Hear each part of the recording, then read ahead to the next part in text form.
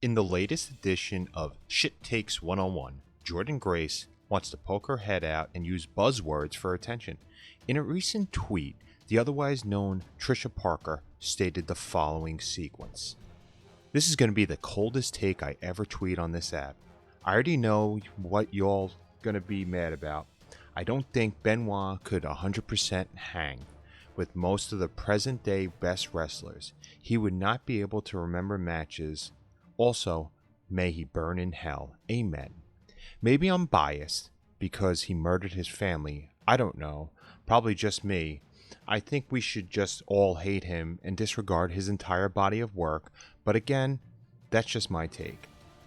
I always found it revolting to see people praise his wrestling after what he did.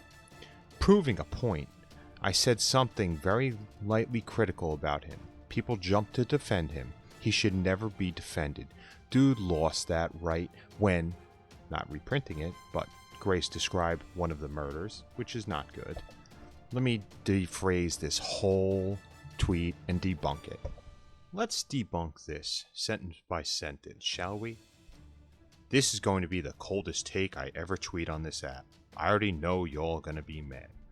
When you start the preface of a cold take and talking about how people are going to get mad, you instill plausible doubt within the reader of anything. You let people know, hey, I'll say something, but since you follow me, you already have an interest in me, so you're swayed to give me the benefit of the doubt anyway. It's a shit sandwich way of saying that I need the benefit of the doubt from this toxic platform. This is low-hanging fruit psychology. Maybe I'm biased because he murdered his family. I don't know, probably just me. I think we should all hate him and disregard his entire body of work. But again, that's just my take. I always found it revolting to see people praise his wrestling after what he did.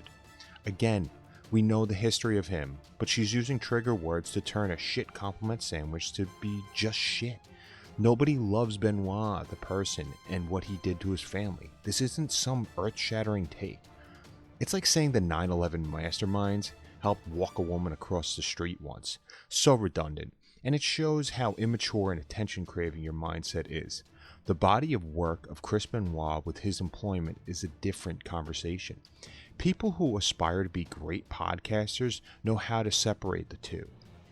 When analyzing Ty Cobb, you know he was a fantastic baseball player, but he was also a trash-tier human being. O.J. Simpson is a Hall of Fame running back with amazing credentials, but when someone shows a list he is on during a game broadcast, the announcers don't mention his outside affairs. It isn't necessary. Career accolades are never forgotten, but neither are horrendous actions. This isn't censorship of what terrible things he's done. It is context. And your context is just based on virtue signaling clout in the cheapest form. I don't think Benoit could 100% hang with most of the present day best wrestlers. He would not be able to remember matches. Also, may he burn in hell. Amen.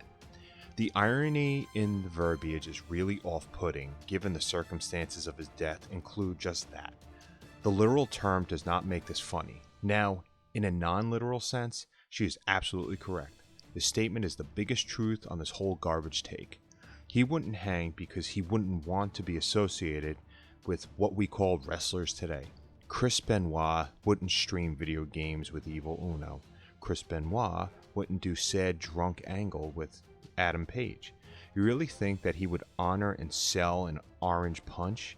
This guy was on the road nearly 80% of the year, and Toni Storm complains about missing her brother's circumcision. I am not joking. That is a direct quote from her.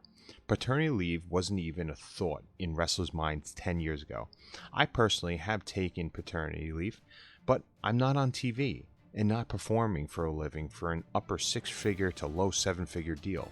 The indies and Impact don't pay that much, but don't throw stones at someone that can't remember matches or that you think can't remember matches when they don't need to remember anything and know how to read rooms for wrestling matches.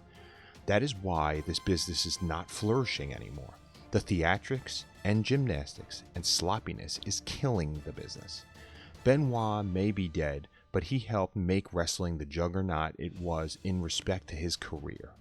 Also, when you say amen, that is usually to cap off some sort of prayer or statement. You are asking for your simps to respond with preach towards your immediate use of a buzzword of Chris Benoit. You would flunk the cheap pop quiz. Proving a point, I said something very lightly critical about him. People jumped to defend him. He should never be defended. Dude lost that right, and I'm not going to go into exactly what she said regarding his murder. But anyway, this is actually not proving any point. To make these cold takes, it takes no courage whatsoever, and you are just putting gasoline on a dead flame and stomping all over his wife and son's grave the more you bring it up. No, we aren't avoiding his name like Voldemort, but nothing needs to be said about the human being who had an illness from putting his body on the line every night, thus hurting himself in the process. He literally sacrificed his body on the line for fans to enjoy his matches and paid the ultimate price for it. Nobody's defending the person, but nobody should ever feel like they could never look at his work and discredit what he did. As you parade around in two pieces, since you will never be in WWE full-time, as much as you gaslight about how that isn't where you want to be, of course it is.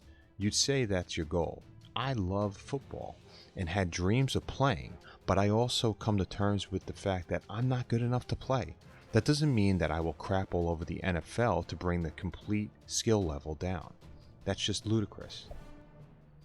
Idiots like this are why nobody aspires to be a part of the IWC.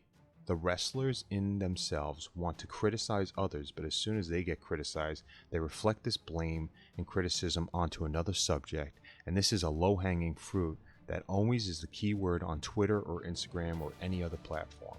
We know the history, Mrs. Grace. What he did in his personal life was awful, but don't try to keep bringing it up to create a narrative of thinking that he's never accomplished anything or achieved the maximum heights in an industry you shit all over. Think before you tweet, idiot.